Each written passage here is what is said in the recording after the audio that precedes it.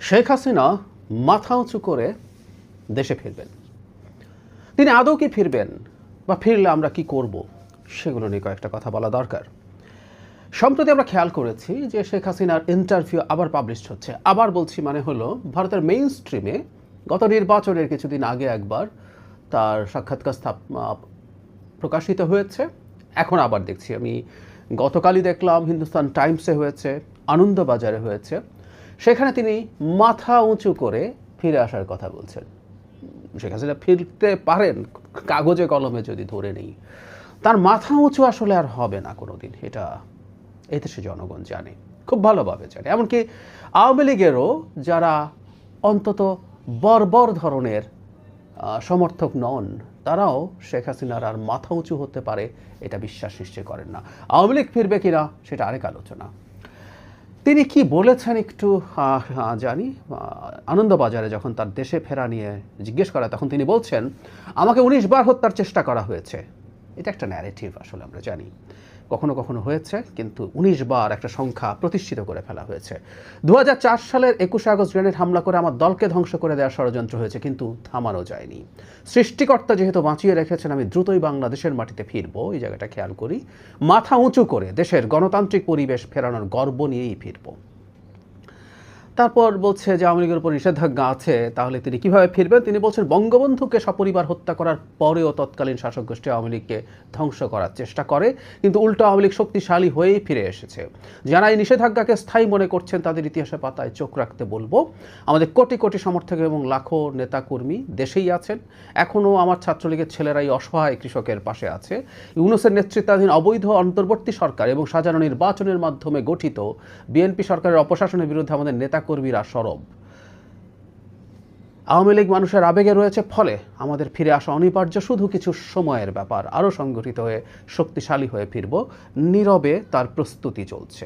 আওয়ামী লীগের প্রস্তুতি নীরবে চলছে, তারা ফিরে আসবেন এবং শেখ হাসিনা মাথা উঁচু করে ফিরে আসবেন।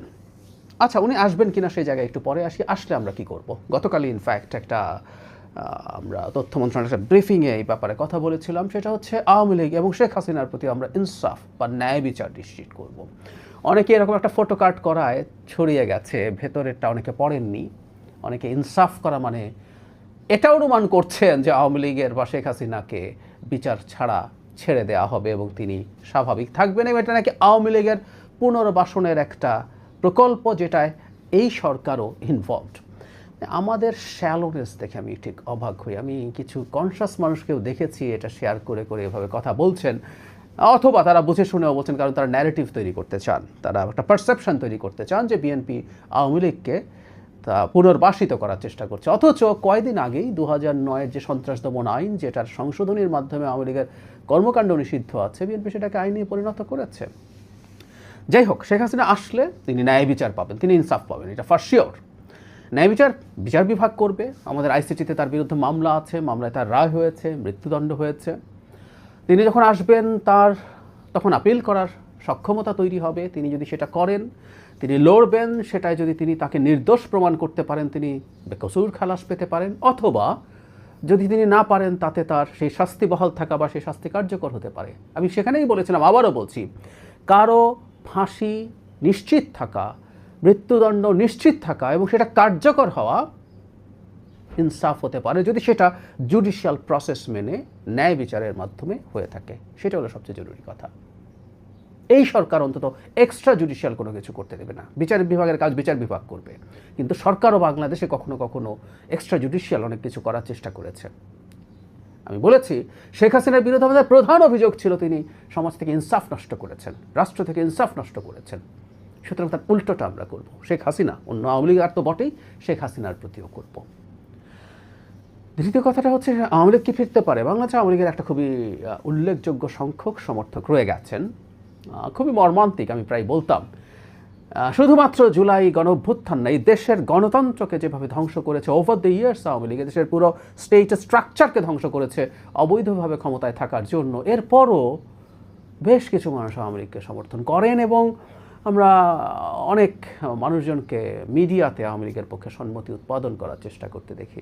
হতে পারে আওয়ামী লীগ কোনো না কোনো ফর্মে ফেরত আসার সম্ভাবনাকে উড়িয়ে দেওয়া যায় না। তারা যদি নিষিদ্ধ থাকে অন্য কোনো নামে অন্য কোনো ফর্মে হতে পারে, আর নিষেধাজ্ঞা যদি উঠে যায়, তাদের বিচারিক প্রক্রিয়ায় আইসিটিতে যদি তারা নির্দোষ প্রমাণিত হয়, তাহলে আওয়ামী লীগ নামেও ফিরতে পারে। কিন্তু শেখ হাসিনার মাথা উঁচু করে দূরে থাকুক, মাথা নিচু করেও এই দেশে ফিরে আসার সম্ভাবনা আসলে নেই।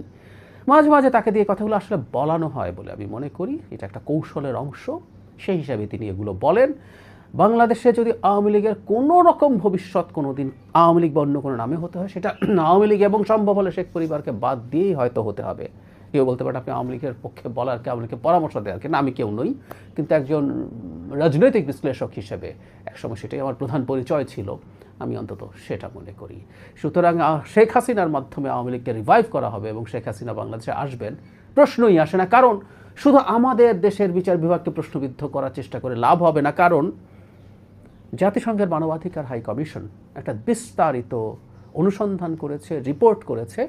সেই রিপোর্টের মাধ্যমে শেখ হাসিনা কিভাবে তার নিজের চিন্তায়, সিদ্ধান্তে, পরিকল্পনায়, কোঅর্ডিনেশনে বাংলাদেশে মানবতা বিরোধী অপরাধ করেছেন জুলাইয়ের সময়ই, সেটার বিস্তর তথ্য প্রমাণ জাতিসংঘের মানবাধিকার হাই কমিশন বের করেছে এবং সেটার গুরুত্বপূর্ণ একটা রিপোর্ট আছে। ডক্টর ইউনূস সরকার এটা খুবই গুরুত্বপূর্ণ একটা কাজ হয়েছিল ইন এনি কনসিডারেশন। আর এর আগের তো সব আছেই, গুম, বিচার বহির্ভূত হত্যাকাণ্ড, হেফাজতে নির্যাতন, মানুষকে গায়েবী মামলা, আরবিট্রারিলি গ্রেফতার করে রাখা, লক্ষ লক্ষ মানুষের জীবনে হয়রানি, সব তো আছেই। এগুলো মাথায় নিয়ে শেখ হাসিনা দেশে ফিরবেন মাথা উঁচু করে? No way, no way. বাংলাদেশের ভবিষ্যতে অত্যন্ত হিউমিলিয়েটেড একটা ক্যারেক্টার হিসাবে, অত্যন্ত ঘৃণিত, অত্যন্ত মানুষজনের প্রবলতম ঘৃণা নিয়ে তিনি বাংলাদেশের মাটিতে স্মরণ করা হবে। আমি প্রায় বলতাম একটা কথা, যে তার এই ঘটনাগুলো ঘটেছে বর্তমান ইনফরমেশন টেকনোলজির যুগে, ডিজিটাল যুগে। ফলে প্রচুর তথ্য তিনি মাঠে কি করেছেন, ওই সময় তিনি ফোনে কি কথা বলেছেন, এভরিথিং ইজ দেয়ার। শেখ হাসিনার মাথা নিচু থাকবে ফলে, বা তার মৃত্যুর পরও থাকবে, তার হয়ে কেউ কথা বলবে না। আমরা সেটা জনগণকে স্মরণ করিয়ে রাখবো, যাতে জনগণ বুঝতে পারে তারা কোথায় ছিল।